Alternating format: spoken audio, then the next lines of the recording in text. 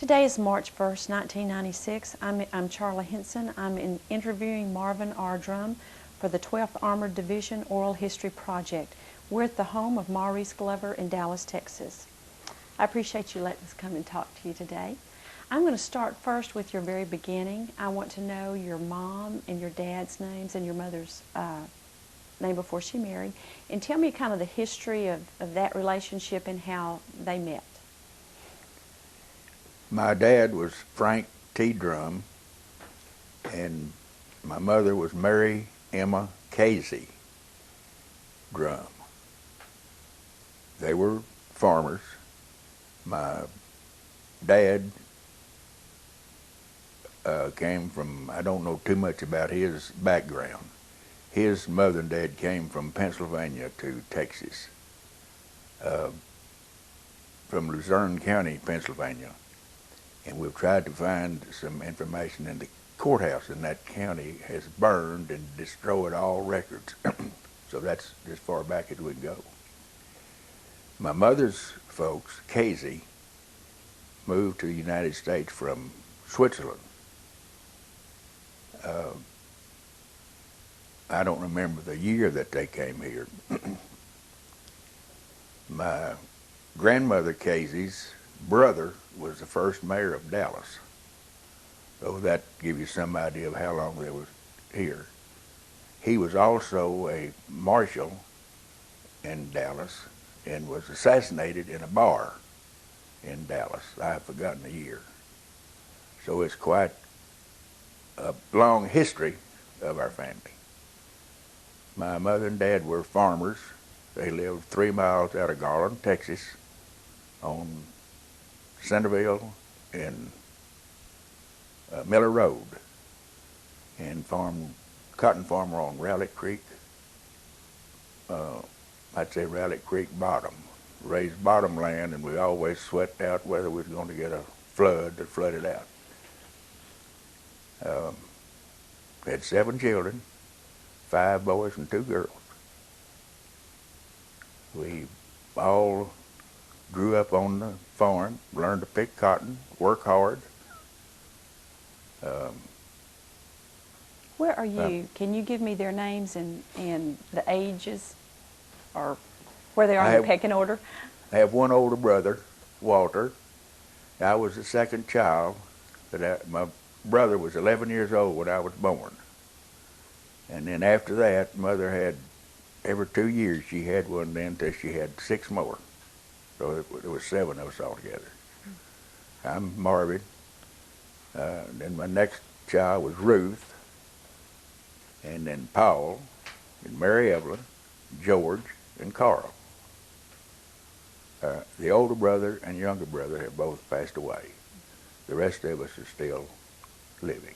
What year were you born? What date and year? I was born February the 4th, 1922.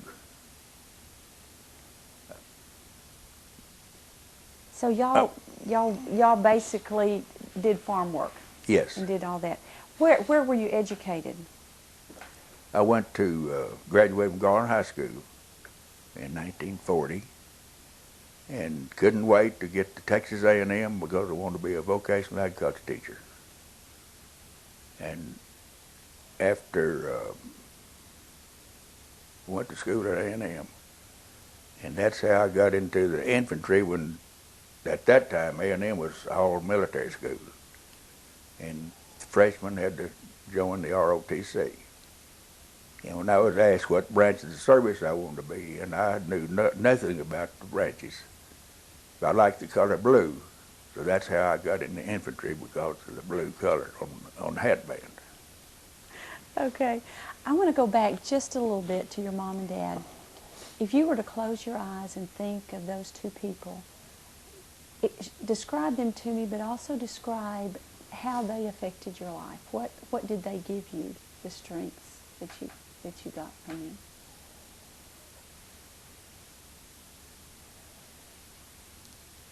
Well, from both of them,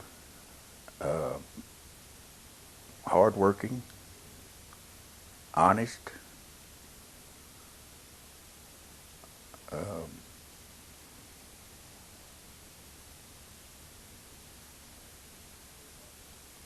I just don't know what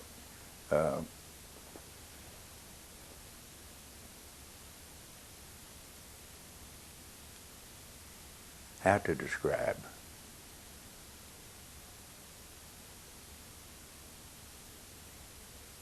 But they were both very much Christian people.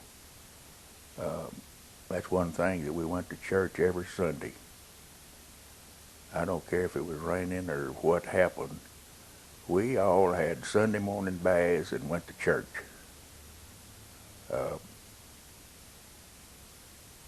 Wednesday night prayer meeting and that kind of thing, he wasn't too much concerned. But Sunday morning, we ended up in church. 9 times out of 10, they, in their little country church of Rowlett, Texas, went to the First Christian Church. And usually the minister for the Sunday would be a student from TCU, from Fort Worth. And about 9 times out of 10, he went home with us for dinner. And today, I don't care too much for fried chicken, because that's one thing we always had on Sunday was fried chicken. And most everybody thinks that's one of the best meals there is, but I've had all that I wanted of fried chicken. As you think about your mom and dad, was there anything that, we haven't gotten to the war years yet, but is there something that they instilled in you that helped you get through your war experience that you've ever thought about or think back over? Probably just a God-fearing Christian, that you do what you had to do the best way that you could, and hope for the best. As you look through the educational, your elementary, junior high, high school year, is there one teacher or person that really stands out, or was school not a big deal, or was it real important to you? Probably my first and second grade teachers. I had my first grade teacher was Mrs. Allen, and the second grade teacher was Mrs. Squibb. And I'll never forget those two ladies. I guess because first time being away from home, and they were really second mothers. Is there one experience that stands out in your mind with them? No, I can't think of any. Okay. So you graduated from high school and went to A&M. Right. And tell me describe the first day at A&M. Ooh.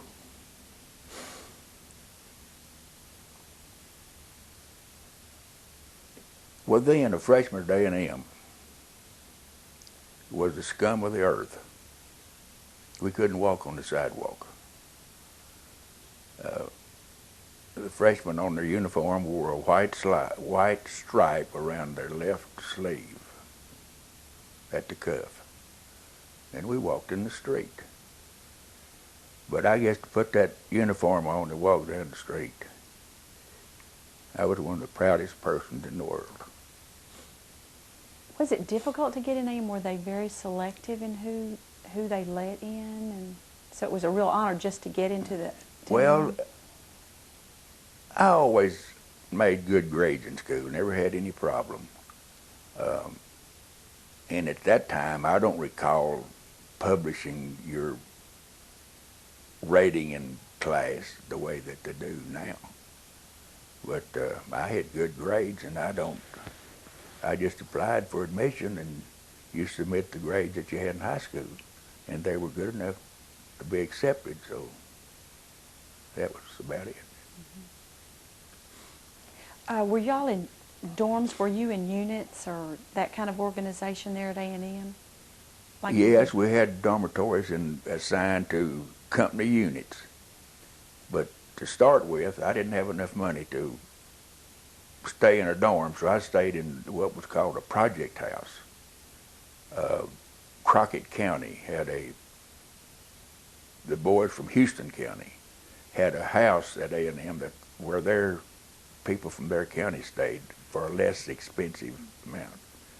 They had a vacancy, and I got into that project house. I stayed there for the first year, and I had applied to get a job to work at A&M. And later on, after my freshman year, I received a job with the janitorial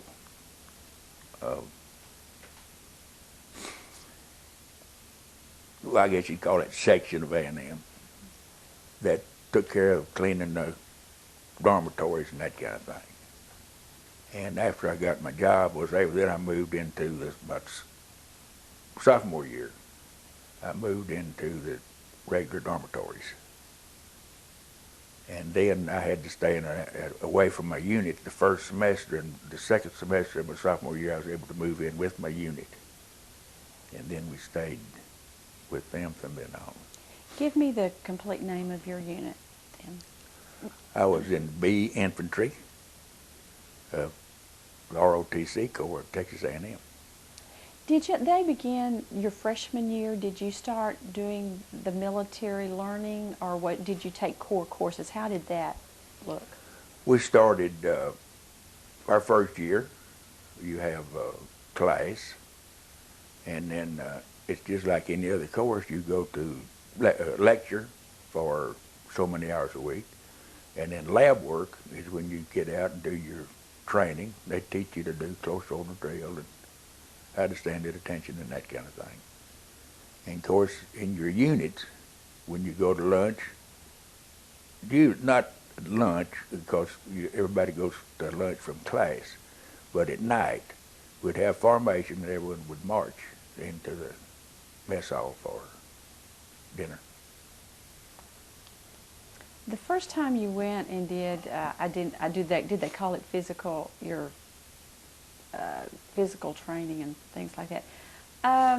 Any specific memories of your captain or that experience being out there and doing your training, physical training?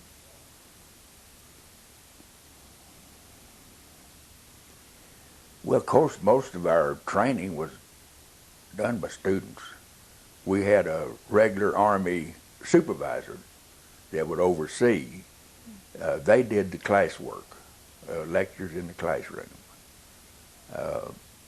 And then when you get out to actually do the work, the sophomores, juniors, and senior students took care of most of that under the supervision. That's the way we learned to do what we should do by actually doing those things ourselves in the training.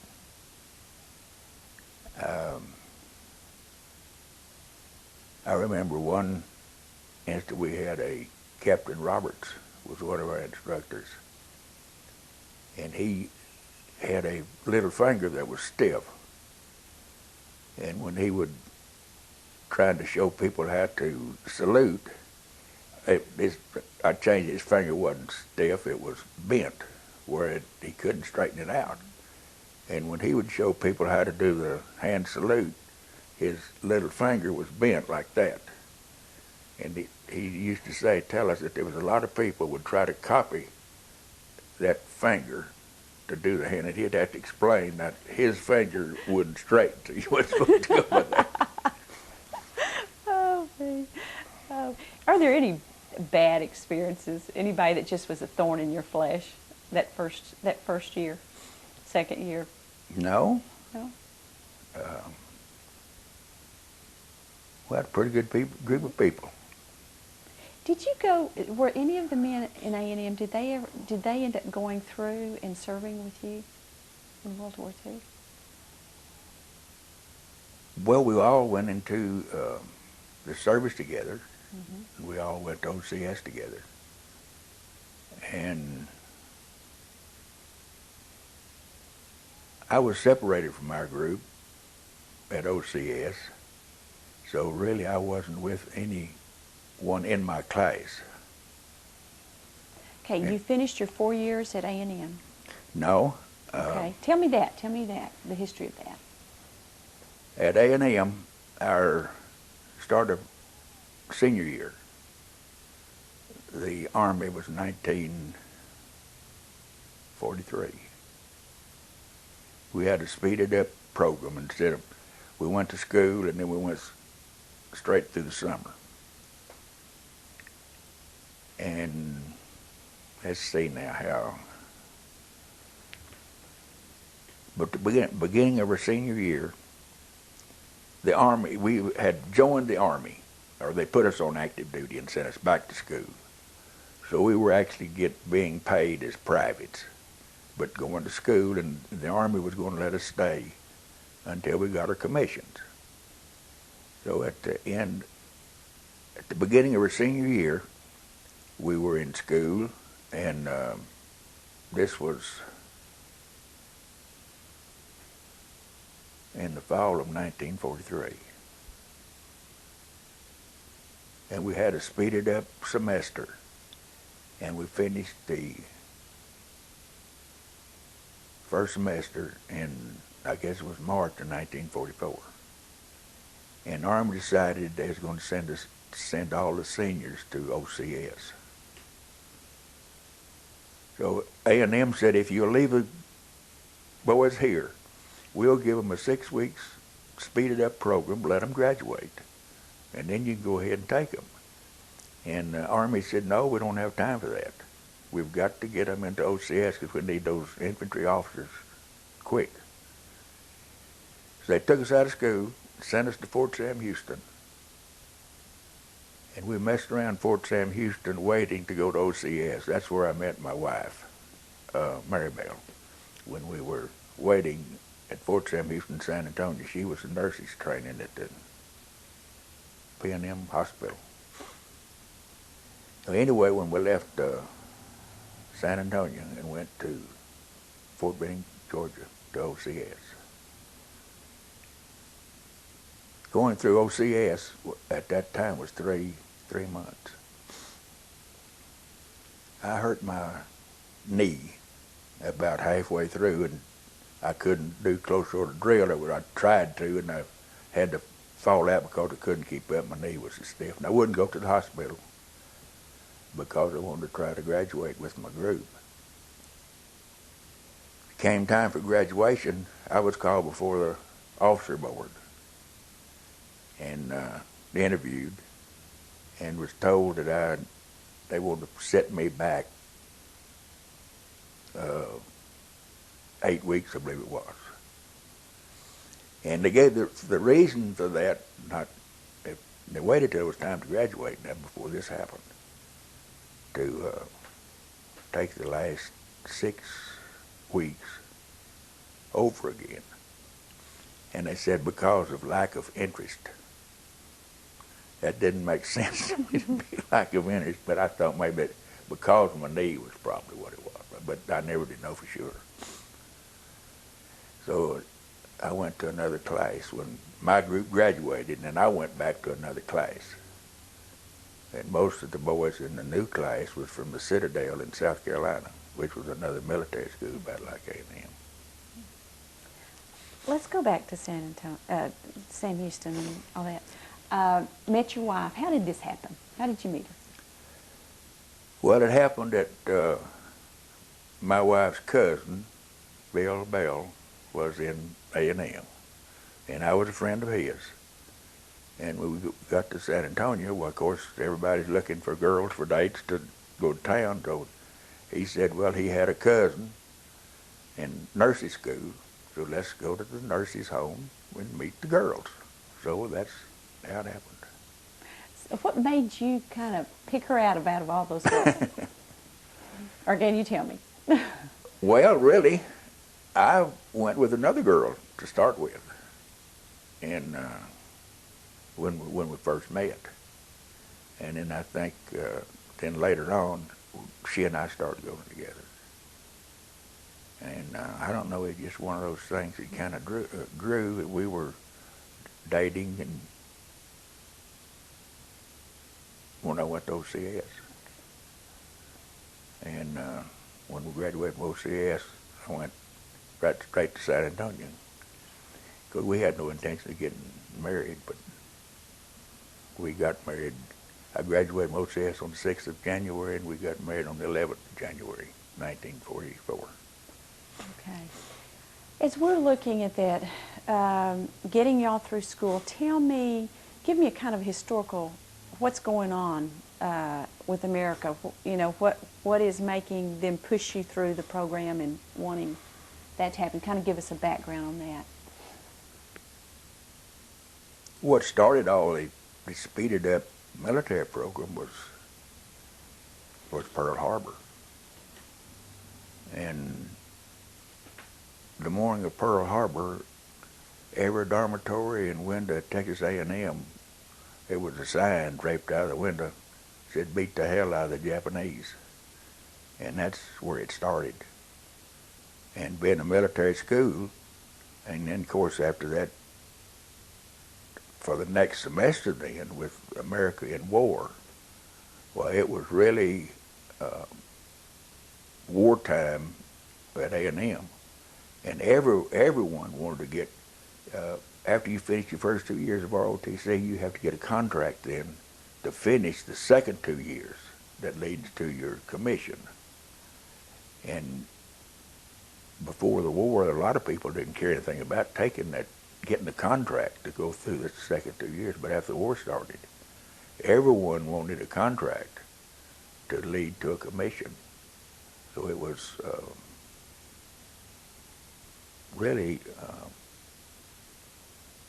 more military than ever before because of the concern for the war. So did you expect to, after you got to OCS, to go in and be an officer? They were putting you over the younger men and heading you out? Or was there a lack of manpower? Were we not prepared? Or? Well, there was a lot of manpower by the draft was getting plenty, but to have officers to train those men is where the shortage was. And of course, in the infantry, there's so many infantry officers that are wounded and killed, and you have to have so many more people for replacements. And that was the great demand for infantry officers, was the demand for those that were overseas, that were being wounded and killed. Okay, where did you go after officer training school? I graduated from OCS on January the 6th, 1944, and before we graduated, the company commander called 12 of us. He was reading our names, who was to graduate. And there was 12 of us left standing, not knowing what was going to happen when he finished his reading, and he kind of laughed. He said, "You 12 men are going to the 12th Armored Division." Now, he said, "I don't know what you're going to do in an Armored Division, an infantry officer. But," he said, "I think it's some kind of a combat patrol outfit that you're going to." So apparently we were the first group to be assigned from OCS to go. So that's where I went to Camp Campbell, Abilene, Texas. Describe your feeling that day. Well, after the training we had, we were ready. There was nothing on this earth any lower than scum and the Japanese and the Germans. And we were ready to go get a group and go over there and get them.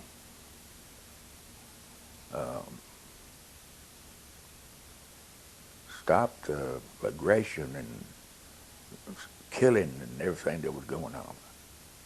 And we weren't too concerned about what would happen to us. They would just let it go and stop what was going on in the world. You were 24? 20? No, I was 21. You were 21. Okay. 21. And an officer. And a second lieutenant. Okay. In OCS school, what was the thing that you learned that helped you the most in later times? To plan ahead.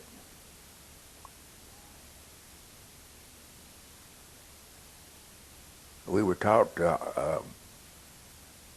had a major that was the best in the world. That he said, every idle moment you have, you keep your brain working on, think of something that might happen to you, and then solve that problem. And try to go through life without, to keep your surprises down to a minimum. You think of different situations, and then what would you do if that happened to you? And that was probably one of the best things.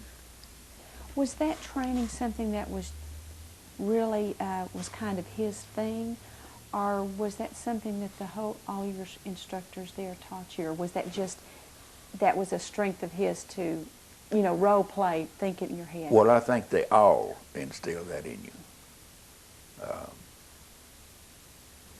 But he was the one that just put it in words and kind of drove it home a little bit more. What was his name, and describe this gentleman for us? I couldn't tell you his name. I know he was a little chubby, tough-looking major. Did they, were you treated well in OCS? Were you treated more than, not like a private and not looked down upon? Was there some congeniality, or was it a pretty tough situation between you and the captains and the... There was no association whatsoever with the students and the officers. You were with them during the day. You had attack officers that went with you everywhere you went. Even when you was in class, when someone else was instructed, that attack officer was with you, and he was observing what you were doing while you were in class. But there was no association at all. And of course, between the students, there was a close association. Were most of your instructors, were they World War I veterans? No, not necessarily. Probably some of them had been, but a lot of them weren't that old. They had just, they had been in, like over in the Pacific Islands on little skirmishes over at that had, and had been taught by people that was over there that knew firsthand. Okay, tell me about arriving at Camp Campbell. I didn't go to Camp Campbell. Okay, tell me where you ended up. Ended up at Camp Barkley. Barkley. Abilene. You went from OCS school straight to Camp Barkley. Right. Okay, what did you think when you found out you were going to West Texas? To Camp Well, Barkley I was in happy Abilene? because my home was in Garland, Texas, and that was like going home to go to Texas. And of course, like the company commander had told us, we had no idea what we were going to do in an armored division. But on the way to, I graduated from OCS on January 6th, and the train back home came through San Antonio, and I stopped to visit what turned out to be my wife. We were married while I was there on the 11th of January. And then she went on to my home at Garland, and then we went on the train out to Camp Barkley. My sister and her had gone to school at ACU, and her husband lived out there next, I've forgotten what street, but right there at the campus. And we stayed in the Grace Hotel when we got there registered. And then my sister's husband, Jimmy Atterbury, their folks let us come out, and I think we spent a couple of days with at their house. And then some people on, their name was Skaggs, lived on College Drive. I had a little apartment in their house, so that's where we stayed. Which is real close. So she was with you Yeah. all the time at Barkley? Yeah. How How'd you get from Barkley to that's pretty far distance. Did you have a car? No. How'd you get back and forth every Rode the day? bus. You rode the bus. Yeah. I So know you that- got to come home every day. Well, no. Okay. We got to come home most of the time. But there was a lot of times that, no, I wouldn't get to come home. And there might be some times that we would get into some type of training it would be in, I wouldn't be able to notify Maribel that I couldn't come home. So she was prepared if I showed up fine. If I didn't, why, fine, because of the training. But normally we knew what we would do. I even, sometime when we had to go to camp so early, I have walked from out there on College Drive to nearly almost downtown to catch a bus to go to Barkley. But they had buses that looked like big school buses. Tell me about Barkley, your unit, your company, how that was, and who was in those groups that you remember? When I reported to Barkley, I found out that they had armored infantry battalions. And I was assigned to the 17th Armored Infantry Battalion. And to start with, I was assigned to Headquarters Company. And I guess this was about the 20th of January, 1944. In Headquarters Company, and I had the machine gun platoon. And I was machine gun platoon commander until it was either March or April. And when all of the ASTP students, which, to go back just a minute, when the Army took all the senior students in college and sent them to OCS, all the junior students was put in the ASTP, or most of them. And I guess it's about March or April, we started receiving ASTP students in. And instead of letting those boys go to finish school, they started putting them in units on active duty. And I was transferred in from Headquarters Company to A Company of the 17th Armored Infantry Battalion. And I had the 1st platoon of A Company. And that's where I had met Captain Helton, was company commander. I had the 1st platoon, and Lieutenant Yarborough that was quite active in the 12th Armored Division till he passed away about three or 4 years ago.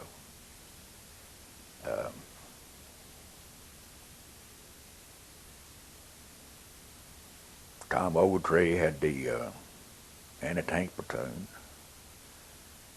and I can't remember, and I talked to Captain Helton, or Colonel Helton now, and we can't remember who the officer was in the 2nd platoon of our company.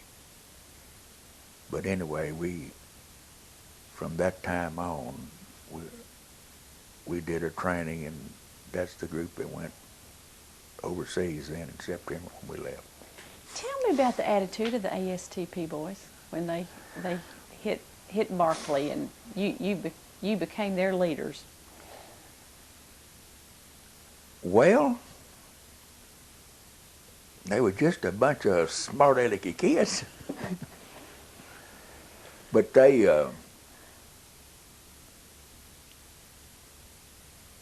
had most of them had some military training in ROTC, and they knew what the situation was, and they were kind of like the rest of us. They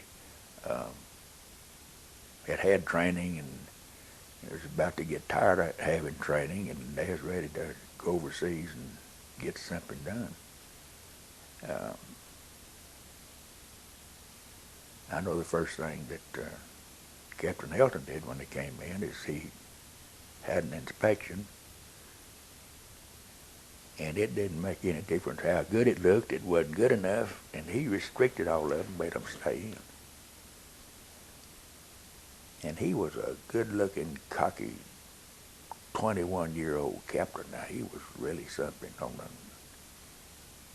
And he'll tell you today that the reason he did that was just to let them know who was boss. And they found out in a hurry who was boss. So, Who do you know bucked him the most? Had the worst attitude? Do you have any good stories about that? Or would they not show it to, no, they to wouldn't. Captain Hilton? No. Wouldn't do it. We had a very good unit. I thought so then, I think so now. And I don't know why it is, but I can't remember names of those. But we go to reunions and talk to people, we all have that same problem to a certain extent. And I remember some of my squad leaders, my platoon sergeant, and such as that, but very few names I can remember of the men. Y'all, you were at Barclay for how long? Got there in January of 44, and then we left in September of 44. Okay. What was the most important training that you received there and trained your men to do, that looking back now over battles and stuff, that helped you? Oh, everything. We had we qualified all our men on their weapon. We fired other weapons that we had in the company. We did tactical training, learned to patrol, use of compass. We had maneuvers, went to Brownwood and had maneuvers against another division. And just everything that there was to do, we did at Berkeley. And that's where, after we finished all of that, then we were rated as to being combat ready. And that's when they shipped us out to go to Europe. Okay. Describe the day that you found out that y'all were on your way, that you were leaving Texas. And can you tell me who was there and kind of the situation? Well, we were happy because it's hard to say when you're doing training. It seems to be the same thing over and over and over. And you think that you know it so well. I know to get ready to move, the men had to take their combat packs and lay that pack out on the ground and put all of their equipment.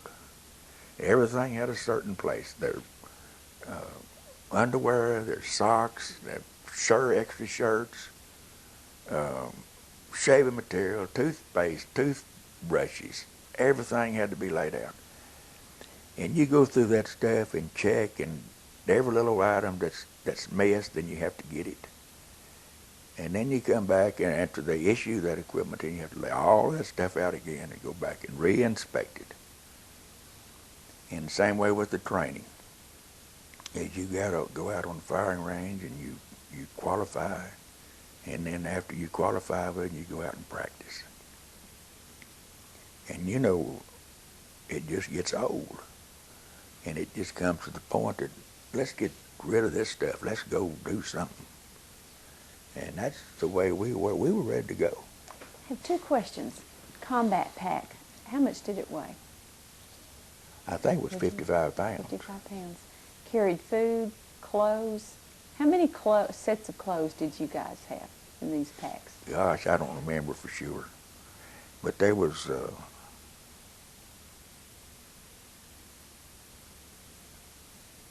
or 3 pair of underwear, shorts, and shirts, and a towel, and a washcloth, and shaving, and trousers and shirt.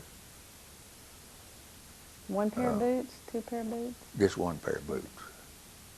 And then, of course, you had your canteen and ammunition belt and ammunition, and hand grenades.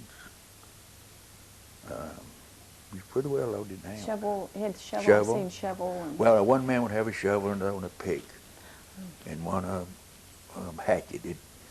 It would take, different men would have different tools. So in a squad, you'd have a set of everything. Okay. Tell me about qualifying on your weapons. Because someday some of us aren't going to know how to do that. So I want you to describe qualifying on your weapon. Well, it's been so long, it's hard to tell, but you take a rifle, and you have to first lay it down and take it apart, learn to take it apart and put it together. Then you learn to take it apart and put it together while you're blindfolded. So, because you're going to have to do work on it in the dark, so to do that, you're blindfolded. And then from there, you learn to put a clip in it with blank ammunition, and you learn to load it and unload it and click it and put on your safety, and it go all through that until it's just automatic to do those things. And then you get a clip of live ammunition to go through those same things. And when you go to the range, you have practiced what they call dry run with the rifle, squeezing the trigger and holding it on the sights and then squeezing the trigger. When you aim your rifle, you take a deep breath and hold it, and then you squeeze that trigger while you're holding your breath. And you practice all of that until it's just standard operating procedure. And then when you get out on the range, then you have to put it, what you have been practicing, put it into action. And so many people anticipate when they start to squeeze that trigger, they'll anticipate it going off, and they'll jump or click or something, and then you have to get them in after that, out of that. But you can usually tell.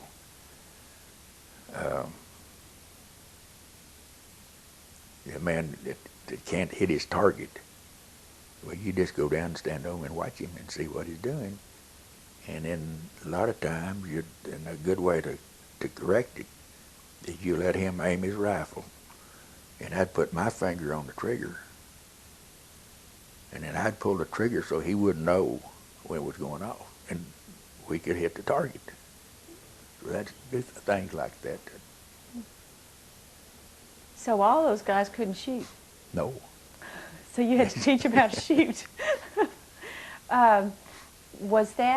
Did that just kind of become, you knew there was sort of a pecking order, these are the best shots, and then you knew what you were going to be facing when you got in the field with these men? Well, we were lucky. I think in my platoon, every man was qualified at least as a sharpshooter. So I didn't have that problem. And in fact, I think in our company, everybody was qualified as a sharpshooter. Carl Helton used to be a pretty good scrounger. I know one day we were out on the range firing a transition course, which is a course that, say, you put machine guns out and you fire, and then you're advanced, like you're advancing against an enemy. We were firing live ammunition. And some general came out. He said, "There's nothing on schedule for this range to be used today," and he won't know what I was doing. So of course, when you see a general come up in the Jeep, you have to stop what you're doing and go report to him. And he said, so I told him that we had some extra ammunition, and we thought it'd be a good time to come out and do that. And anyway, so I watched what we were doing. He said, "Well, that's damn good training, Lieutenant." He said, "Go ahead." So Carl used to be scrounging around, and we did stuff like that in our company that a lot of the others didn't. And we just worked with them till we had, and I think every man was qualified. Well, I know they were at least a sharpshooter. And they rate expert and sharpshooter. and then on down under that. So when y'all left Barclay, your company, was there a real cohesion among the men? Was there camaraderie, maybe not camaraderie, but was there a feeling of unity Yes. that Kevin Hilton instilled in y'all? Right. Do you think that was something that everybody did, or was that unique, in some ways unique to you? No, everyone tried to do it, and to a certain extent, everyone did it. And of course, there was probably a few that did a little bit more than others. Of course, I think we have had the best company, and if you talk to some of the guys in B Company, they'll tell you that they did. And that was the way it was supposed to be. That your group was better than the next group. Did they ever talk to you, or was it ever verbalized of the fact that men, you're going to be going into battle and y'all need to take care of each other? Was that something that was said, or was that just something that came That just later? came natural. Came natural. Just like the group that was, say, the mortar squad. They had a sergeant, and then they had a gunner and an assistant gunner and some ammunition carriers. And those guys knew what they had to do, and they just bonded as a unit, and they knew to take care of one another. And the same way with the rifle squad. We had squad leader and assistant squad leader, then your men, and they just knew became natural. Okay, well, we're going to get you out of Barclay and get you to Europe now. Okay. Okay? Went to New York. Went to Camp Shanks, New York. What was it like getting there? Did you go in a straight line, or did you kind of meander across the country? It seemed like we meandered all over the country getting up there on the train, hot. Even though it was September, it was still hot. And those trains then didn't have any air conditioning in them. You had to open windows and try to get a little air through.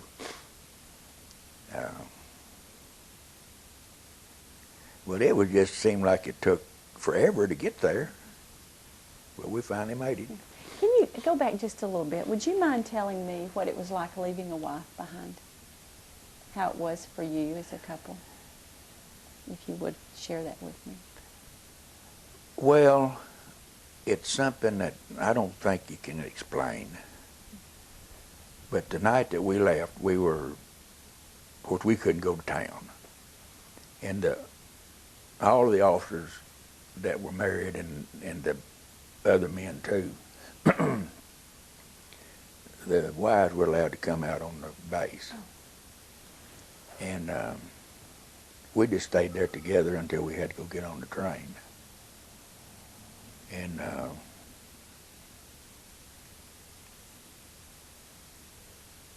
it's just kind of rough. And Maribel was pregnant at the time.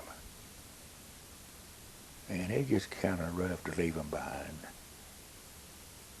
But all of the ladies were there together. And we knew that they had associated with one another all the time. They had little groups that they would meet when we were at camp, or we'd have parties and take them out to officers' club and camp, and they knew each other pretty well. So we knew that they had a group to kind of look after themselves. Now, did Maribel stay in Abilene, or did she go back home or go to Garland? Or? No, she went back to her home with her down to mother's at Sanderson, Texas. Okay. So she was, at least she was safe and kind of settled. Okay. We got to New York, and you left out of where? Where did y'all get on the ships and leave? At Camp Shanks. It was at Camp Shanks. Yeah. Okay. Okay. And what was? Describe your ship. And what ship did you go on? The Empress of Australia. It was one of the fanciest, what would you call, touring ships that had been converted to a troop ship.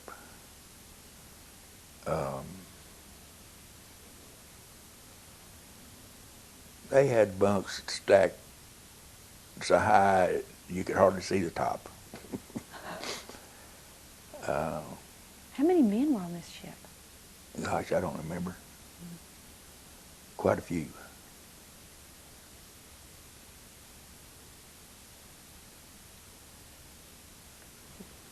Did That the was- units stay together Yes. and all that?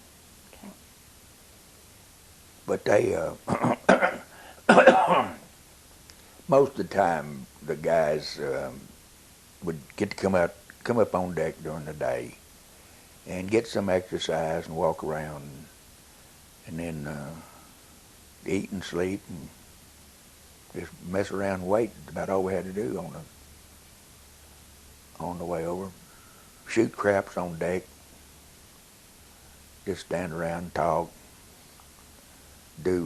We would have everybody do exercise every day. But other than that, there just wasn't a whole lot. Because it was so crowded, you didn't have room to, if you tried to conduct a class or anything, you wouldn't have room to do it. So I think it was about 13 days. And you landed? We were supposed to land at Le Havre, and we ended up going into Liverpool, England. Our equipment landed at Le Havre. General Patton needed it, so he took it. And that's what they rerouted us then to Liverpool, and we had to go up into Tidworth Barracks and draw new equipment.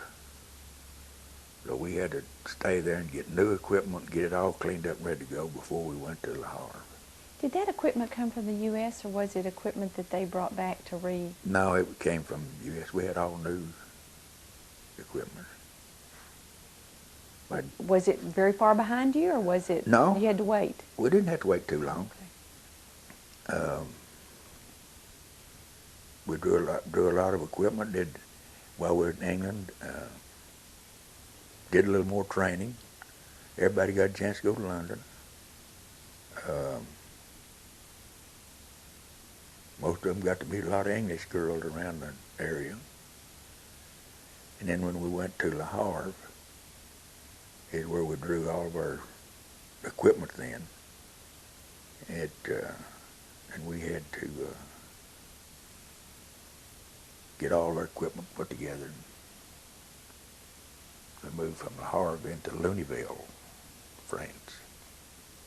Tell me about the trip across the channel, the feelings you had, the kind of the feeling that was among the troops on that day. Well, there again, we were just glad to move to get a little bit closer to where we were going. It was really uneventful. The only thing that happened is when we got to France at Le Havre.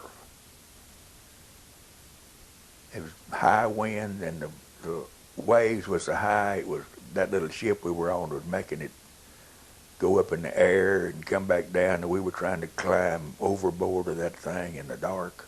And finally it got so dangerous, they just turned on the lights and it lit everything up so we could see to get off of that ship and get down on the ground. And the night we arrived was raining, and we got on trucks and went out to the edge of town in just an open field. And I don't remember what time it was. It's probably the time I got everybody settled down and got the guys putting up pup tents and going to bed. I was so tired, I just unrolled my bedroll and crawled in it. Just that right out in the rain. Zipped that thing up, went to sleep. They woke me up the next morning. It's daylight. That was your welcome to World War II, huh? Yep, that was it. Okay, can you kind of give us a journey through where you were up to Herleshheim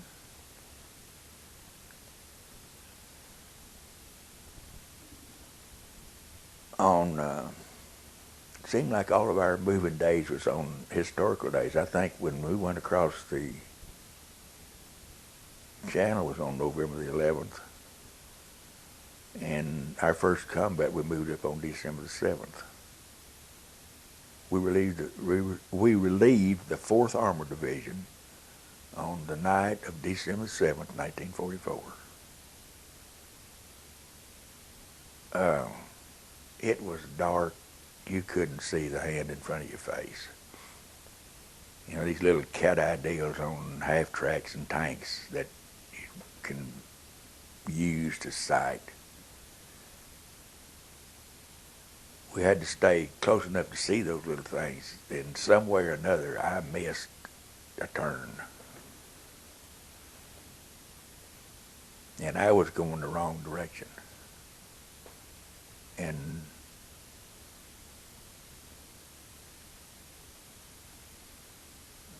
heck, I can't think of his name. I'll think of it after a while. But anyway, the platoon sergeant of the anti-tank gun platoon realized that I was going wrong, and he finally caught me and got me turned around and back in the proper direction. So we got up in that.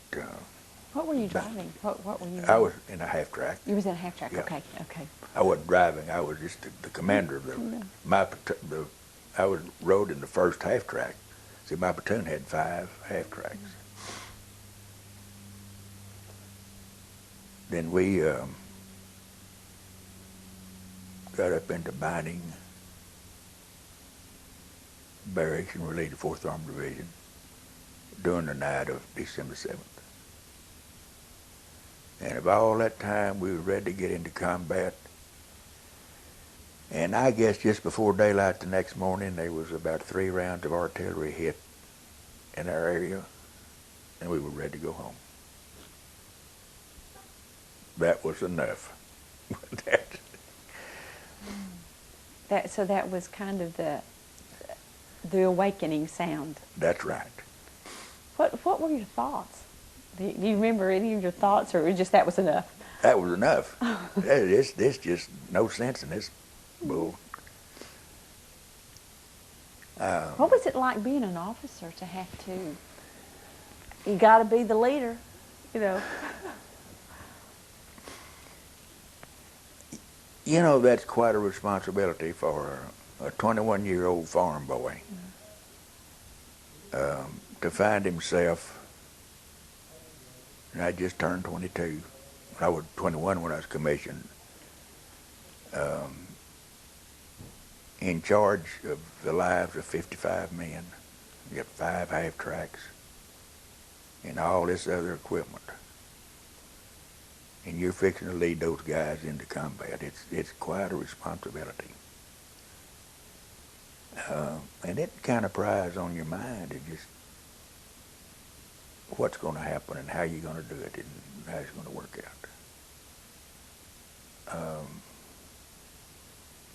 I guess after that first night, then up in the day, we made an attack.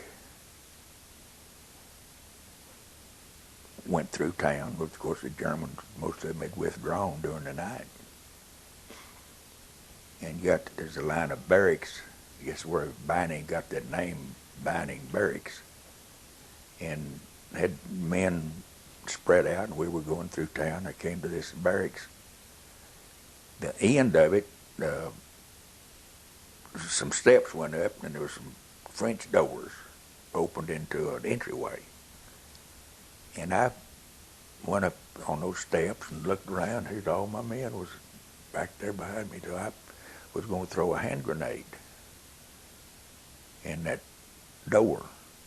Well, my hand grenade hit one of the crossbars and the light on. Instead of going through the glass and breaking it hit one and bounced back. And I had to get back down out of the way in a hurry. There's all these men standing around trying to get them to spread out, and no, they're going to stay with me. But we never did go in that building. We went around it. And went on through town, got to the edge of town and stopped. Checked everybody to see if everybody was still there and all right. Hadn't been drawing any fire from the Germans at all. So we started out through town. There was some high ground up about the edge of town. And we got out and started up that was spread out in a line. The Germans opened up with the machine gun and some artillery fire. Of course, we all hit the ground. I had a little gully-like thing in the ground by a tree. I was down in that. And of course, you officer wore, you didn't want to wear where they could see your field glasses because that's the way they identify who you were. So field glasses was round between I had my mess kit on one side, or my first aid packet, and my canteen on the other, and I put my field glasses between that. And I was laying on the ground, I was trying to bend over to get my field glasses, and every time my shoulder would come up above, and there was a guy, German, shooting. I mean, every time my shoulder came up, he would shoot. And I don't know how long it took, but I finally got my field glasses. And by then, they had laid some smoke on the hill, and we got to go on up the hill. The Germans withdrew. But during that time, had one funny thing happen. One of the men fired about 3 shots. And I thought, well, maybe he can see that machine gun. So I crawled over to where he was, and I said, did you see that? Can you see where that machine gun is? Or somewhere? He said, no, I can't see. I said, well, what are you shooting at? He said, I'm shooting at them pigeons going up overhead. I said, what in the hell are you doing? He said, well, Lieutenant, they could have been carrying messages. Now that's serious. Right there and getting shot at. And I guess you could say we were well trained. I think so. But anyway, we finally made it to the top of the hill. Who was the first one that you lost in your crew? If you could tell We us. lost a man from an accident. Warning everybody not to touch anything that you found. And one in, there again, I can't remember his name. But in one of the houses we were in, when we first relieved the 4th Armored, there was a German rifle standing in the corner. He picked it up to fool with it, and it went off. But it went through the floor and hit a man down underneath and killed him. So the first casualty we had was an accident.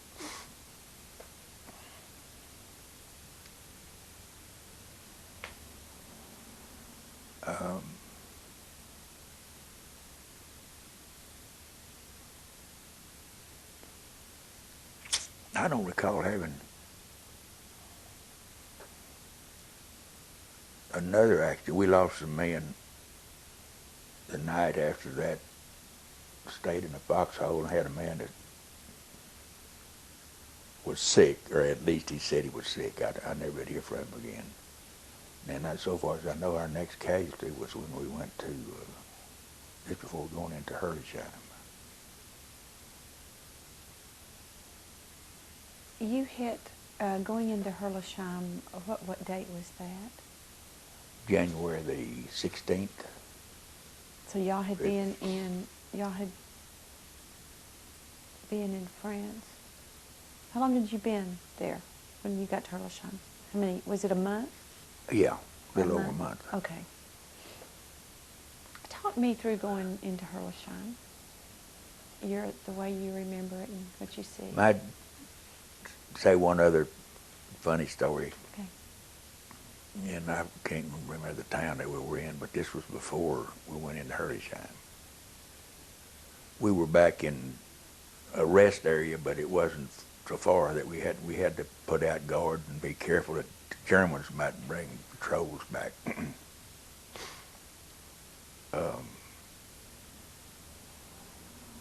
So I had a machine gun out on it. There was a little shallow creek-like thing running through town. And it was cold. Most of it was frozen, but some of it had begun to melt, and you could hear it crack.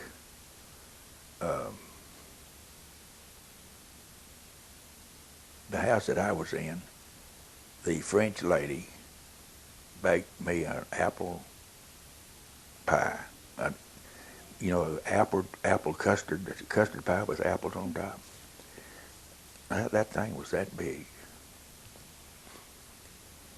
And she couldn't believe when she brought me that pie one night just after dark.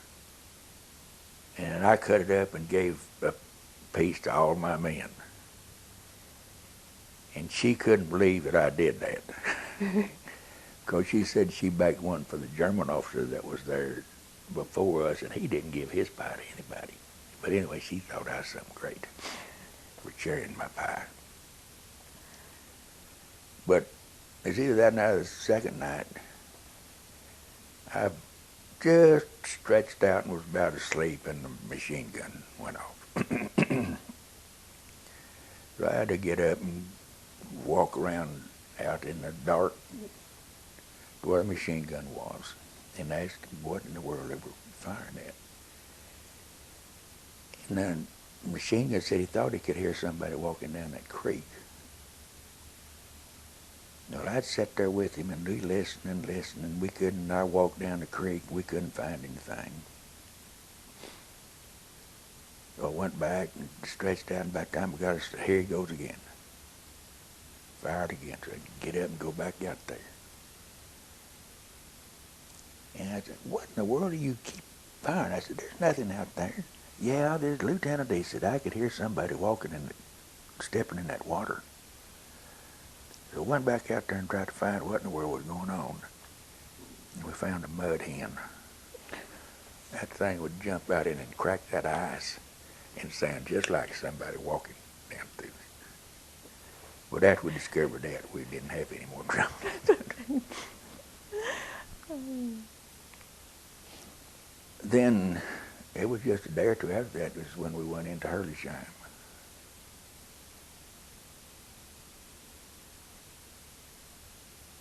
We rode up in our half tracks and left our half tracks and started walking across.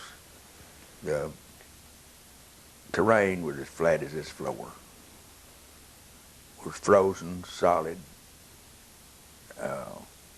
just like a piece of concrete. It was cold.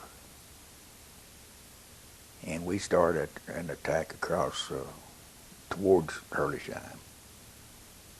And the Germans really opened up on us with artillery, which wasn't too bad, but we got up and there was what was the Steinwall Woods was off to from where I was, off to our right flank. And as we approached those woods, we started getting fire from those woods, and we had to withdraw a little bit. But the 66th Armored Infantry Battalion was supposed to have taken those woods to let us come on up then.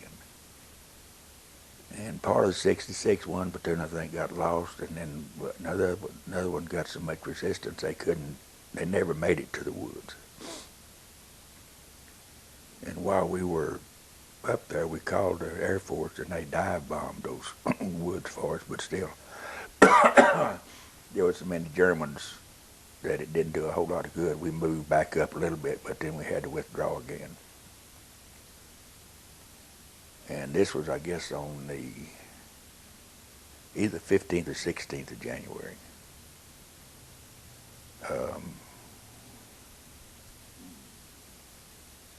We crossed a little shallow river or stream. It had a little bit of water in it. And spent the night and checked what men we had, and we had lost a few men from artillery fire and machine gun. And I lost one of my machine guns. Mm-hmm. In fact, I was laying right real close to him. A shell hit right in that machine gun. It just blew the men to bits. Carl Lyons has criticized, not necessarily me, but talk about those men were hit and nobody went over to see about them. And I told him in one interview, I said, Carl, I didn't have to go see about those men. I said, I was laying right beside them when that shell hit, and there was nothing could be done. Right after that, I had a shell hit. I was laying flat on the ground. The shell hit between my body and my arm, and it didn't explode. It ricocheted off. And then there was a shell hit the other side. I mean, there was 2 or 3 men. In fact, one man was, I went over to see about him. About half his shoulder was gone, and he was helping somebody else. He didn't even know he had been hit. So things are so messed up and confused. After that day, we came back and reorganized and was given orders in to attack Herlisheim the next morning, just before daylight. So my platoon had been leading. Oh, I might go back before this, though. I wanted to be sure to get this in. After we left in December, we had to go through the Maginot line at night. And I led the battalion through the Maginot line. We went single file. And this was another night that it was so dark you couldn't see. You had to stay where you could touch the man in front of you so you could follow him. And we had walked quite some time, and Captain Helton sent word for me to stop and come back to where he was. So I stopped, and I went back down the line. And of course, to see, I had to walk where I could touch the man to know where I was going. And got back to him. He said, somebody up there has a light. But what they were doing, the artillery was firing phosphorus shells over us, about 400 yards, and we were using those shells. You would use that to guide on. That's what. And anyway, he said, somebody up there has a light. And he said, every time you take a step, he said, they're flashing that light. So he said, when you go back up to the head of the column, you check every man and find out what that is. So I turned around and started to walk back up, and he said, hey, wait a minute. He said, you're that light. I said, what? The Army gave us a Hamilton wristwatch that had a luminous dial on it. And we wore that dial underneath so that it wouldn't show. But it had slipped down on my arm, and every time I'd take a step, it was coming out of my sleeve, and he could see that luminous dial flash. So that's what. He saved your lunch that day, didn't he? Yeah.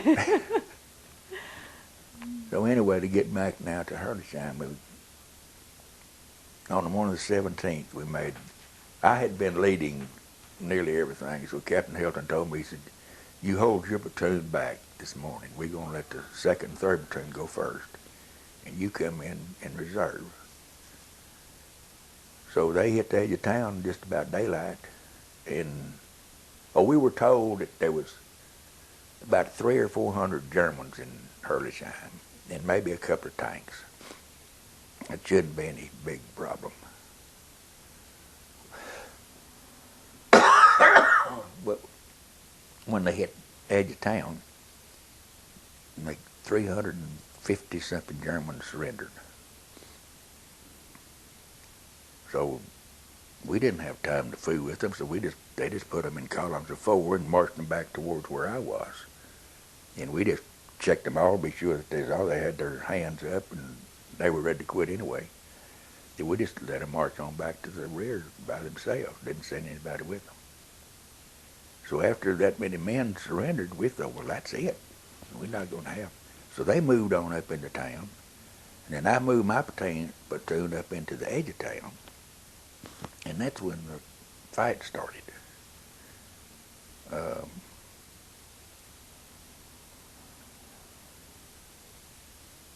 I had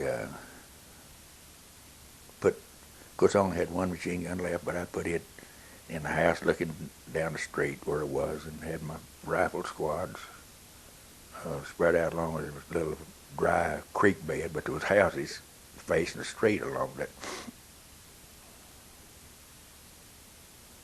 I started walking down the street, was checking my man, my platoon. I met a German officer walking toward me.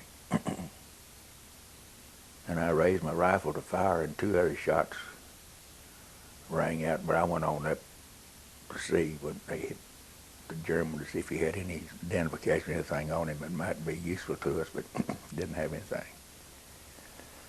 But he's wearing a Luger pistol.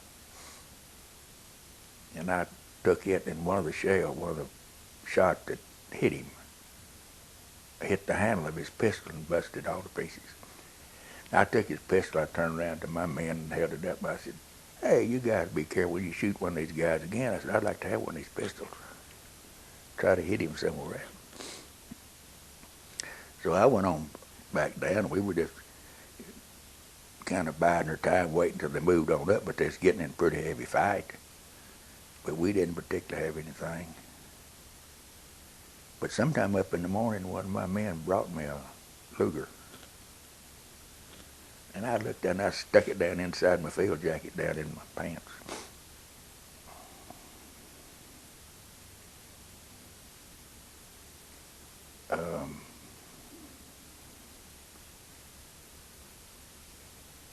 We had radio silence. We wasn't supposed to be on radio to talk to anybody. I hadn't heard from anyone in that check. I knew we were there, and every now and then we'd see a German soldier off in the distance. But somebody called me and told me that anti-tank platoon was holed up in a house somewhere, and I needed to go see if I could get them. And to get to them, there was some open space. Well, I went across that space, and there was a German machine gunner. He stayed right behind me, just peppering the ground, all the way across. I guess I ran probably 100 yards. And these guys were holed up into a house along railroad tracks. And because of that machine gun, every time they'd open the door to come out, that guy'd open up on them. So I told them I didn't know how to help them get out of there. The only thing I knew to do, I said, "Well, I'm going to go back just like I came across." I said, "I'm going to wait here a minute and I'm going to head out again." And I said, "When we leave," I said, "y'all just wait a couple at a time while that guy's firing, while some of you come on out to work over to some trees where you can get in." So the same thing happened. I took off back towards my platoon, and that machine gunner right behind me again. But I guess they finally all worked their way out and got back over to their company. Up in the day then, the Germans started making a counterattack from my right. We could see them come across the railroad track, across that open ground. And I didn't have a field artillery observer, but I had a map that had showed some zones that they had pre-fired. And so I called on, even though we had radio silence, I knew I had to do something, so I got on radio and called through the artillery that they would fire one of those prearranged patterns for me. So they fired, and then I adjusted from what I could see to them to move in 200 yards and left 200 yards or whatever, and they fired again. And after about 3 times, they got that artillery where we pulled it right on top of those Germans that's coming across that field, and we chased them back across the railroad track. And then later on, they started across again, so I just called that artillery again. I think we ran them back about 3 times that afternoon. And one time, some of them came in closer. I pulled that artillery in a little bit close to us, but I don't think I hurt any of our men. But we got rid of the Germans anyway. Later on that afternoon, I talked to my platoon sergeant, and he hadn't talked to anyone, and everybody was just kind of biding their time as to what to do. And we didn't know we ought to try to stay. And then one of the officers asked me if I'd heard anything from Battalion or Captain Hilton, and hadn't. He said, well, let's go see if we can find them. So we went up into town, and we couldn't find anybody. We didn't know what had happened to them. We found where it looked like there'd been some people walking around. We found 2 or 3 rifles laying on the ground that belonged to Americans. We didn't find any bodies. We didn't find anybody.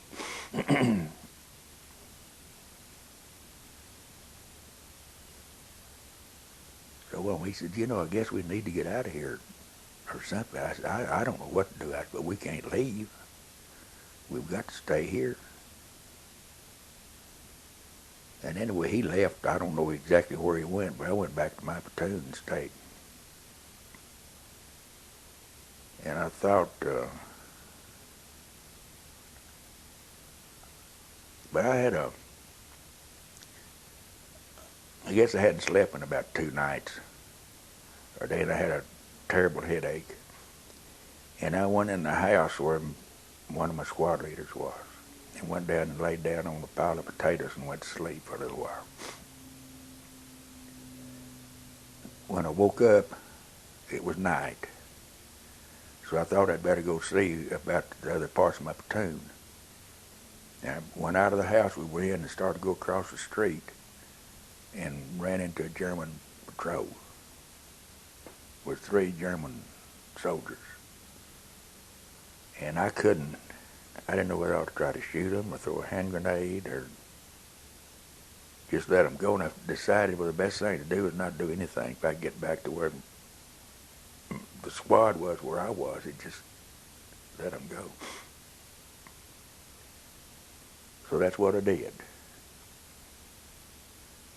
And nothing happened then, and I finally got back in there, and everything was pretty quiet, and I laid back down on my pile of potatoes and went to sleep for a little while. And woke up. The Germans hit us with an artillery barrage. I mean, it seemed like this artillery shells just bursting everywhere. And as soon as the artillery stopped, the squad leader and I we were down in the basement. We ran upstairs and ran to the door of the house. And opened, there were Germans everywhere. And we were firing out the door. And about that time, it was a burst from a machine gun hit the man on my left.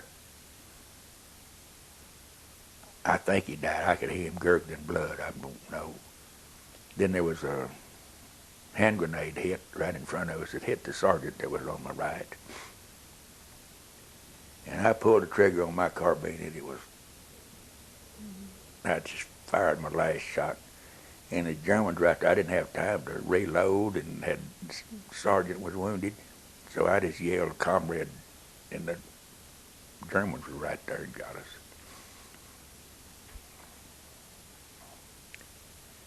And I had Sergeant Rasmussen with his leg. Of course, being night, I couldn't tell how bad it was hurt, but I knew he couldn't stand up. And then one of the German soldiers that was there took him. And I remember that Luger I had sticking in my belt. I knew I had to get rid of that thing. There's no telling what they would have done to me if they'd have found it.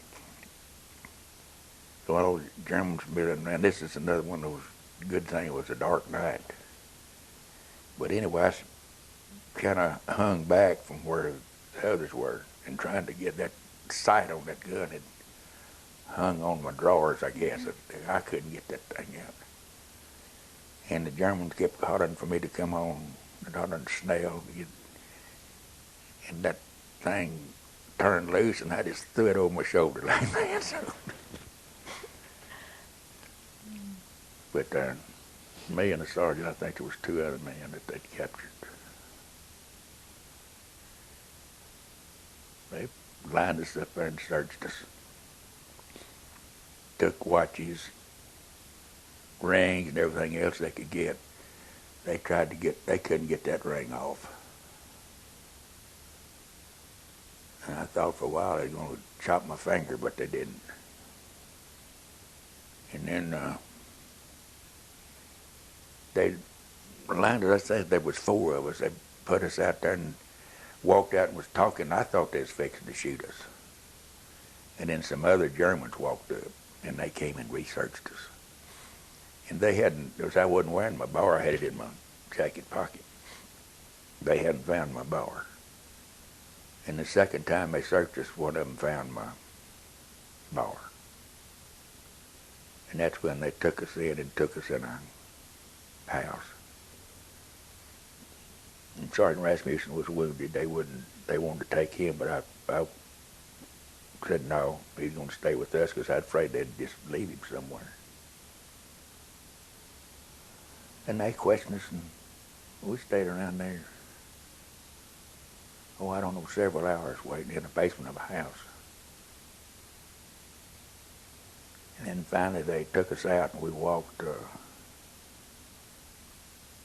the Rhine River, and we was keeping a tourniquet on Sergeant's leg and they let it up every now and then. And finally we found a cart that we put him in so we could pull him.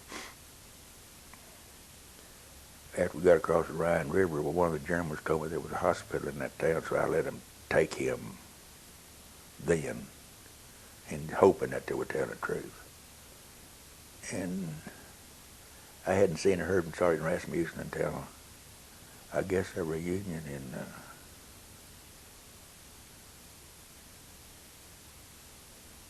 Nebraska, Omaha. Oh, he lives in Iowa. He was there. And they took him. He said it was a real good hospital. And a young German doctor was his doctor, and he really did a good job on fixing up his leg. So I think we came out lucky, but by me not letting them take him in Herlisheim, and then by finding a good doctor for him. And then they took us into Baden-Baden. The next morning, we walked from Herlisheim to Baden-Baden. What's the distance about? It's not too far, I don't think. Probably 15 miles, maybe not quite that far. We got to Baden-Baden the next morning. So far as I knew, I was the only person. I was disgraced.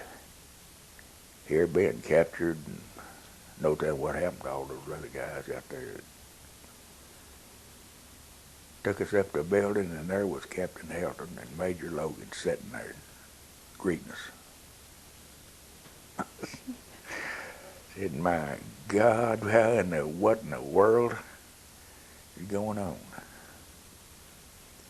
But they had been captured early that morning too, but I think they took them in trucks across.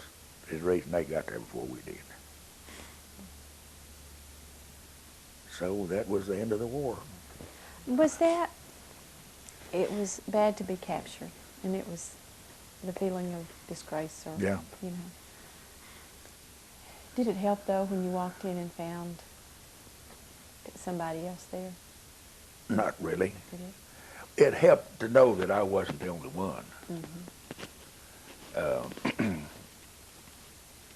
That's what I was concerned about, to be that everybody else was out there, but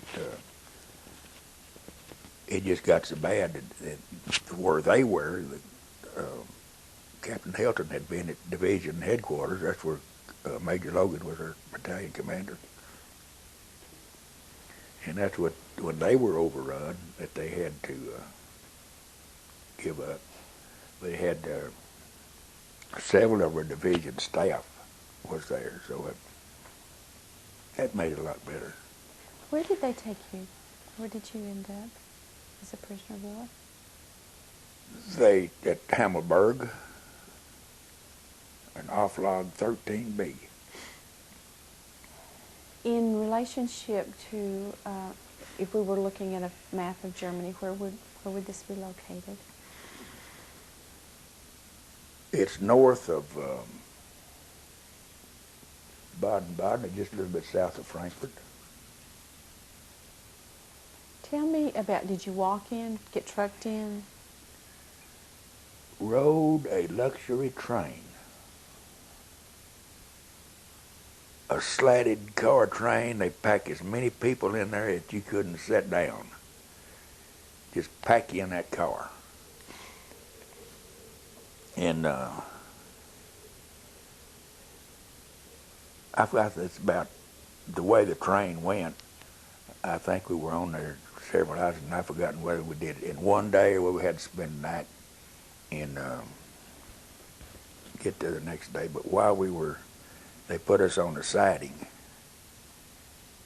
and this car was slatted. It was a cattle car with slats on the side.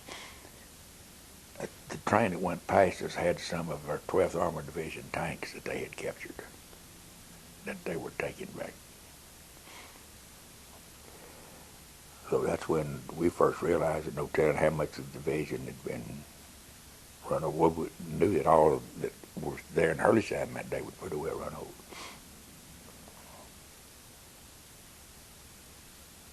Then in Hammelburg, we were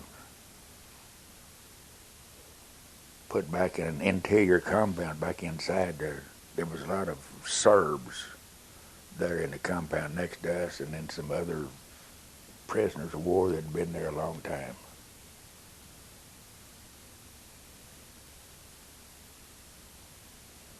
We just had one big room.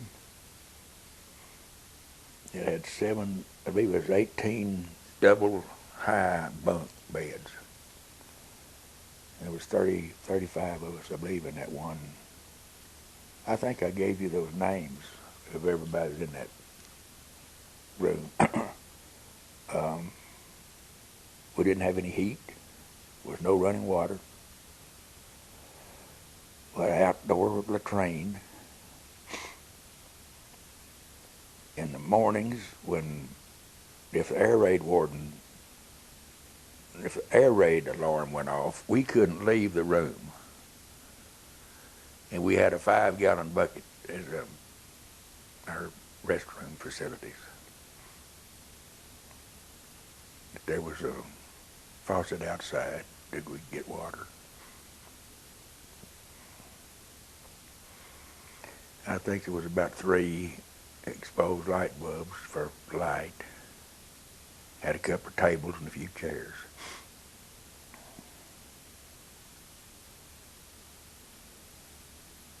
We were given a cup of Ersatz coffee, black coffee of mornings, and a piece of black bread. And then about halfway through the day, we'd get a bowl of potato soup, which was very thin, very few potatoes. Or you could hardly find a potato. And occasionally, over the time we were there, we'd received a Red Cross box. But I guess I weighed probably 180 pounds when I was captured. Well, and I guess I lost about 50 pounds. Been there 3 months. Well, I was there really not that long until March. And then we had a walking tour of Germany, which really helped at getting out of prison camp was better. I have not seen the list. Was Captain Hilton, were those, a lot of Yeah. the 12th Armored, those Yeah. of you were together? Mm-hmm. Did those relationships that you had before, during training and during the months that you'd been together, was that a help to you men to be there, or was it just or was it a personal kind of, people just kept stuff to themselves, or how did that work? Everybody pretty well stayed to themselves. Of course, we were all there in that room together, but there wasn't a whole lot of socializing or anything. We would talk occasionally, but usually when we talked, it was about food. People making up recipes of what they were going to have, or what they were going to do, or what they would like to have.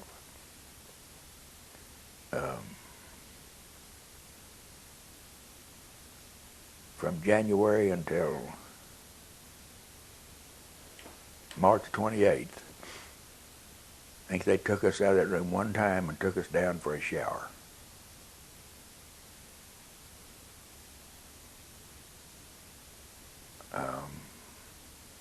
It was cold. During the day, if the sun would shine, if they'd let us, we'd sit outside around the barracks.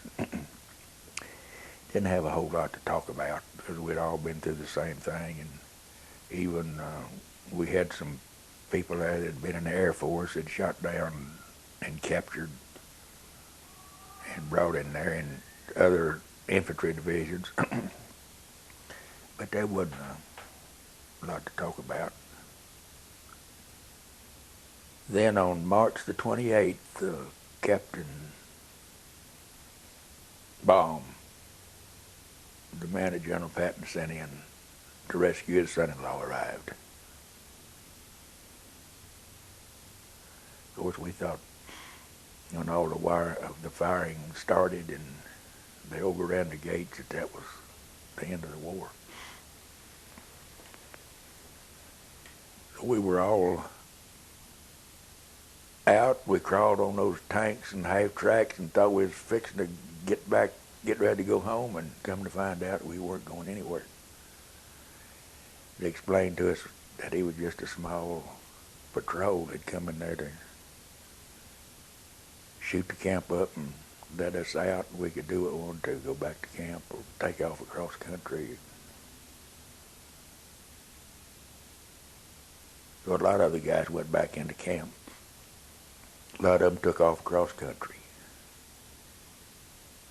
I went up to one of the sergeants in half track and I said, "You can use a rifleman, can't you?" He said, "Yes, sir." I said, "Well, you pitch me a rifle and you forget that ball on my collar."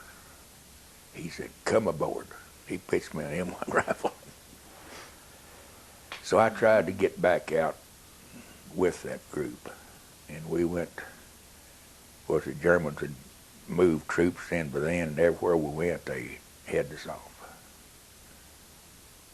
And the next morning, we pulled up on a hillside, and the Germans opened up with artillery fire, and we were all recaptured. You were captured twice? Yep.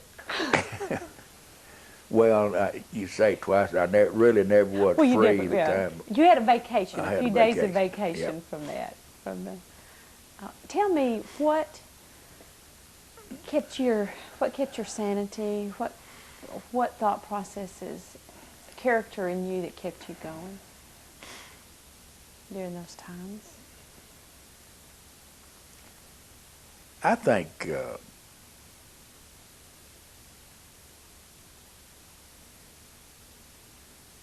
just love of mankind and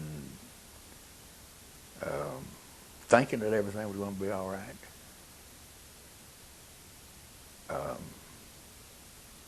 Hoping that it would be.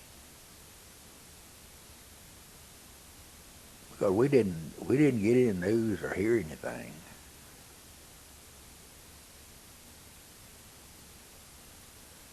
But just the fact that we were just felt quite sure that everything was going to turn out.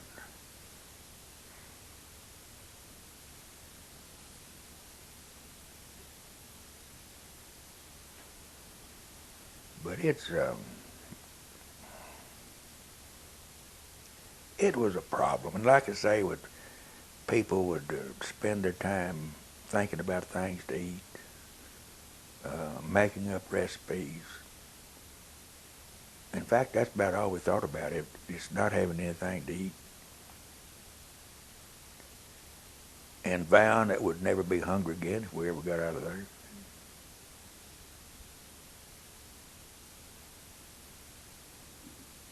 It's, there's no way to explain what you go through.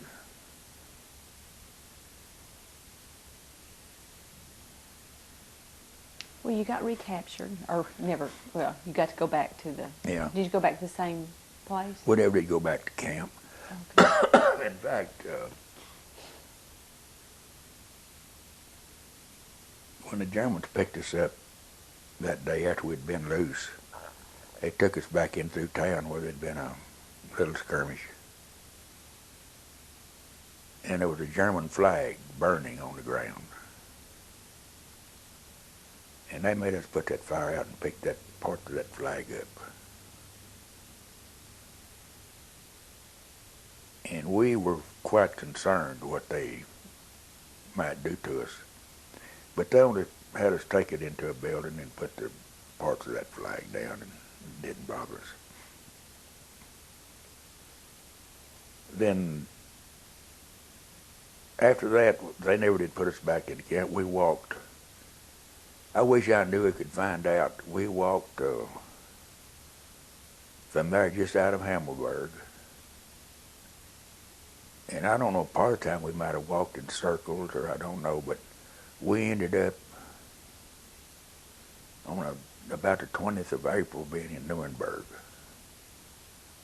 And I don't know, that's not but a couple hundred miles, and if you walk 15, 20 miles a day, it shouldn't have taken 30 days. So that's really, it's hard to tell exactly. But we would walk during the day, and the Germans would put us in a barn at night. And we would sleep during the night, and we'd get up and walk the next day. How many were there of you? In that column, probably 100.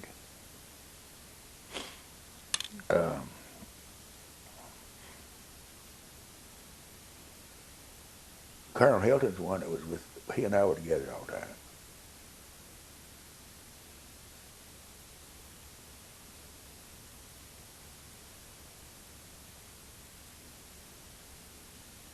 And it was a funny thing when he and I first got together after the war a few years ago at the reunion. We had a lieutenant in our company named Mike Muska. And Helton and Muska were real good friends. And Carl had in his head that he and Muska were together. And I said, Carl, Mike Muska wasn't with you. I said, that was me. And we got talking about some things. And Carl then called me one day, and he said, you know, you're right. He said, that was you. And he said, the reason I said, you know some stuff, but don't anybody know. Unless they were there. But he just knew that was, but that's funny how that things will happen like that. Well, you got to Nuremberg. What did y'all do there? Is that where y'all were freed then? Is that when the war ended? While you were in Nuremberg? Or? No, let's see.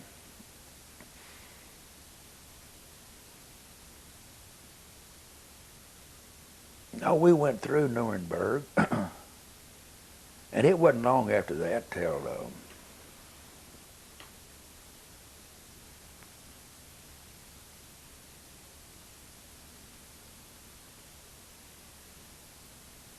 I can't get down there exactly how.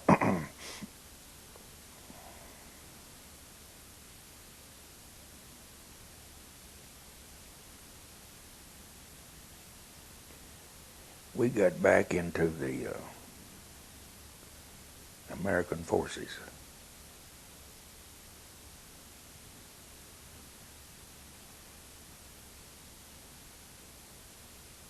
But this was getting late in the war. I'm going to have to think about that for a minute and see what.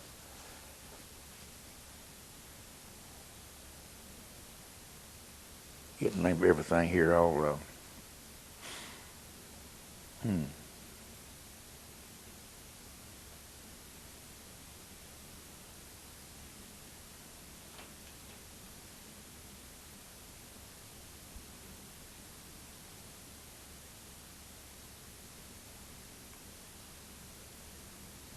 Just drawing a blank.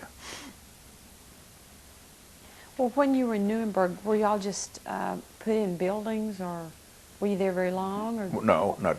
Okay, just kind of walk through?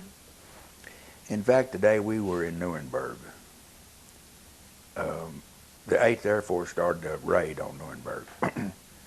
And the Germans stopped our column along a road. It was between a railroad track and a road, highway. And we were laying on the ground and cheering the Air Force because those bombers would come in and circle and come back, and they would just, you could tell, they just bombing solid. And every flight was coming closer to where we were. And there was a flight that bombed right down the railroad track next to us. And there was a lull, and we thought probably that was the last group. But then here come another one. And we knew for sure where that group was going to bomb if they did the same as that. And sure enough, they bombed right down our area where we were. And we lost a lot of German guards, and a lot of our prisoners were killed. I don't know how many. But then after that raid, the Germans got those of us together that were still alive and took us on out of Nuremberg.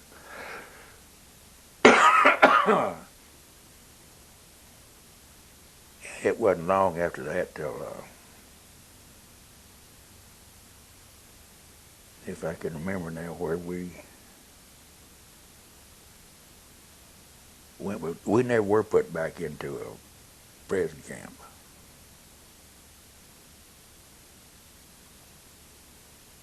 We were just kind of taken over gradually as the war began to come to an end, coming all the way across Germany.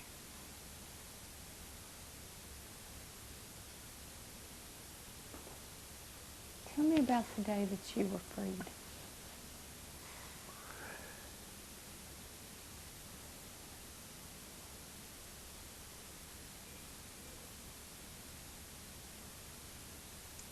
Everybody thought that, I guess that, and I can't remember, it's what I've been trying to think exactly the circumstances.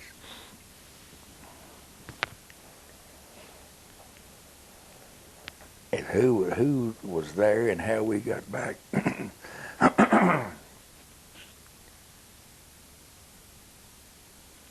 Took a group in the Armor Division, but we got some K rations. And K rations never were too good. But that was the best food I ever.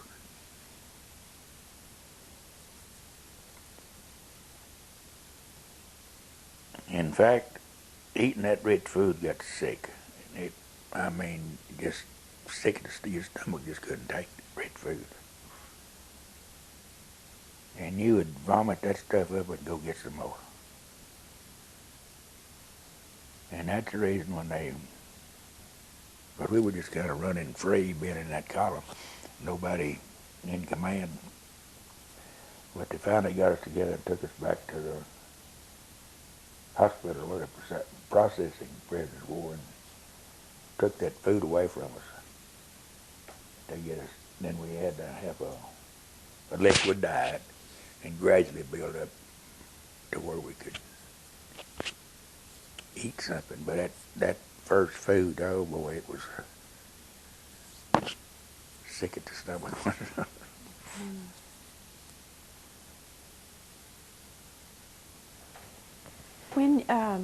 When did you find out that you were going to be heading home? What are the circumstances? And were you released in May? Is that when you got back to the American?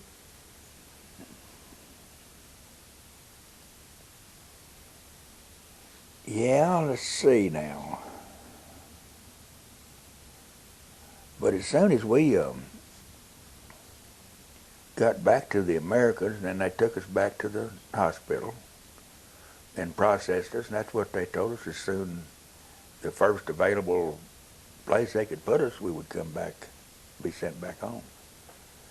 And it was just kind of a semi-hospital deal. It wasn't actually a hospital, but it was where we received special food and tried to exercise. Of course, we'd been walking. We weren't too bad shape on exercise part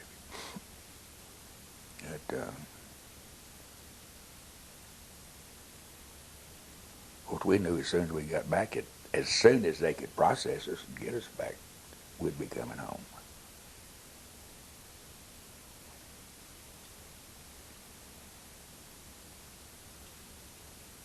And I can't remember.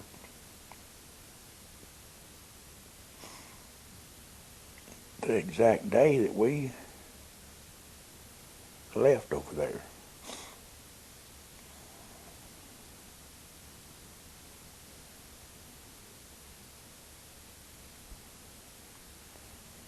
But there was a late notifying thing. I think that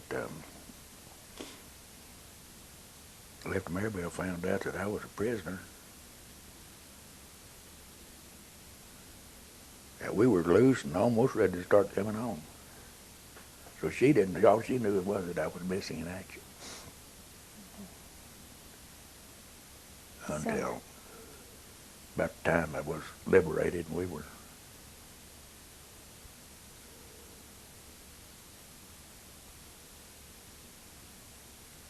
But it was kind of like like I say, a hospital. Wasn't exactly a hospital, but it was where we received special treatment and special food. Because of our stomachs not having, the only thing we had to eat, I don't think we went through that in that camp. We'd have that cup of coffee, well we did, and then up in the day we'd have one bowl of that thin soup, and that was it. And sometimes a little piece of that black bread. When y'all were walking around, is that what you had? Or did you just kind of forage or? Well, yeah, we had that soup, and then. You just lost yours. Let's stick it back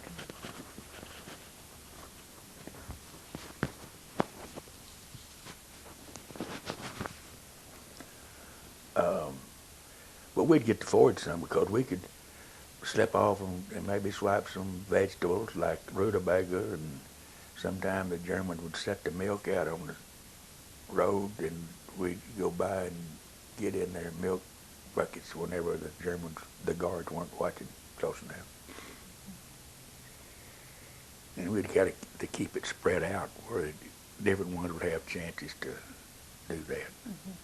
And so really we fared a lot better food-wise when we were walking than.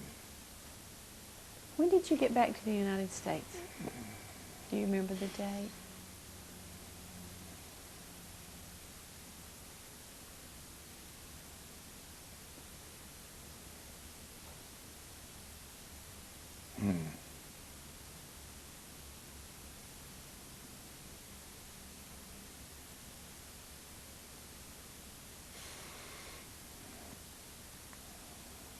It was 1945.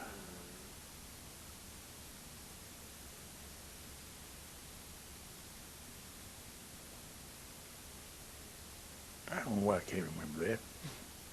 That's okay. So you came back. Once you were a prisoner of war and you were released, they were not going to send you to the Pacific at all, were they? No. Once you got back, that was the end of your service. Okay. Where did you meet Maribel? Met her in San Antonio. San Antonio. Okay. As you look back through the things we've talked about, is there anything that I have not touched upon or something that you wanted to share with us that I haven't brought out that you think of?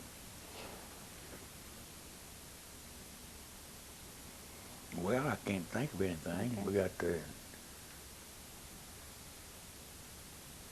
I have one question before we close.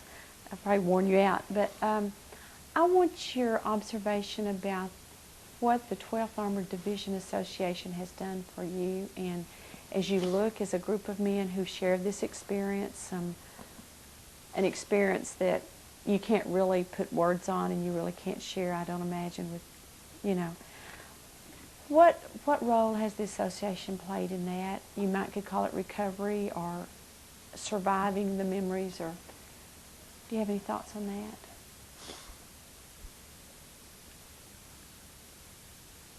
Of course, if the association was formed, I guess when the division left Europe, and not being with them, I didn't know anything about the organization. I had no idea they had a 12th Armored Division Association until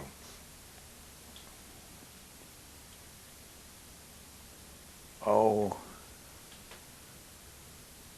one day at home, I think we had a phone call from one of the men that was in Waco, Captain Blackford. I think he was a battalion supply officer or something. That came to Waco, and he thought he'd contact me to see if I'd still around. And I had no idea there was an association, and he told me that there was, and that I should join, that they had a paper every month, and told me all about having reunions. And that's where I first became acquainted and started to getting reunited with people, and old memories start coming back. And I guess that's like Maribel said, would never say anything about what happened, what I did, or anything about the war. I think that kind of helps you get that out of your system. By seeing the fellas that you were with, then they mention things that happened, and then that starts your mind to working as to what, and then it begins to loosen up in you a little bit. And I think it's good for you to talk about it and get it out of your system.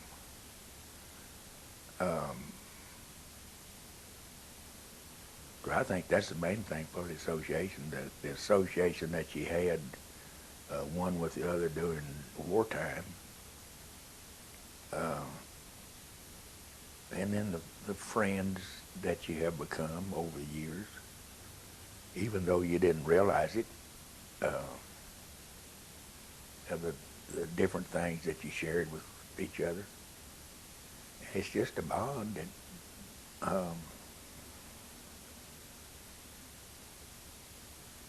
you don't realize you have until you get reacquainted. Mm-hmm.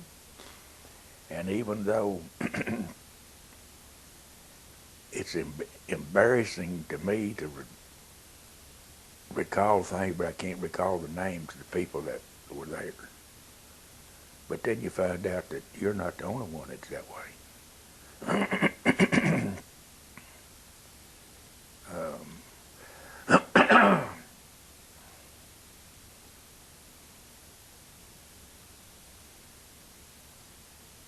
Yeah, it's well, it's just a bond that you have that it just seems to be a natural thing to do. Mm-hmm. That you've gone through something that most people don't care to discuss or talk about. It's things that happen that you don't want to tell about having to kill somebody, or things that you have to do to live yourself. But then when you're with one another and you know that he knows, and it just, I don't know. And even the officers and the men, they used to think I was a bad Joe or something like that, but they kind of halfway like me now. If you were to leave a message, okay, I appreciate you letting us talk to you, and we'll let you see this sometime. Okay.